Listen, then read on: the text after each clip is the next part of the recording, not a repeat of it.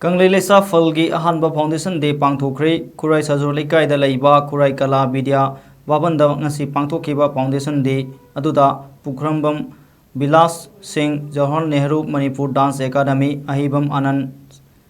Secretary General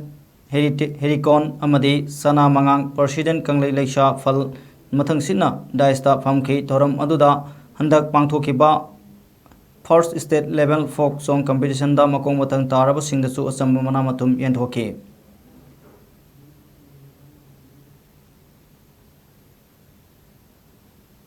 Kunai sa laiba nupi singa sigi aikoi kunai lon khangna na bagi damakta amadi sanmilong gami paltang dana ba igi palngak na ba amadi aikoi nisagi ipak tagi laptho ga leina ba ari pandam sing si thamma kanda agi Kanglei Leisha Phal asi safong jaki ba chahi ama pharak pagi mapok kumon thoram adu pangthok jabani haugi ba chahi ama asida aikoi na loijing loya sing da chatuna mapam kaya da Kanglei Leisha Phal na aikoi gi kunai lon khangmin asi haina paujek ba campaign kaya Pangthokkhre loina na aikoi jaga sing da chatuna aikoi nupi sing kunsin jabagi thorang kaya amasu aikoi packet pa haujare matung tarak padasu hariba aikoi paujek bagi khongchet asi adu makha tana chathagi gani akoi gi Kanglei Leisha Phal asina akoi na kunung isai gi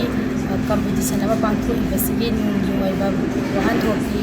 akoi bisigi oiba akoi gi ipa ipu singa thambiram laba akoi gi rutagi horaliba akoi gi art form kaya ama mangtharaliba mayam ase na kanjaning duna chanura ama oina kanjaning duna akoi kuching duna kunung isai competition ase Pangthok taba yade habigi wakhalon galoya na akoi na thagi leijari bala haudagi horaliba art form singa sida hena angang singa su interest leibuna hena chawkhatpa amadi afaba yai pha paujel puduna aikoina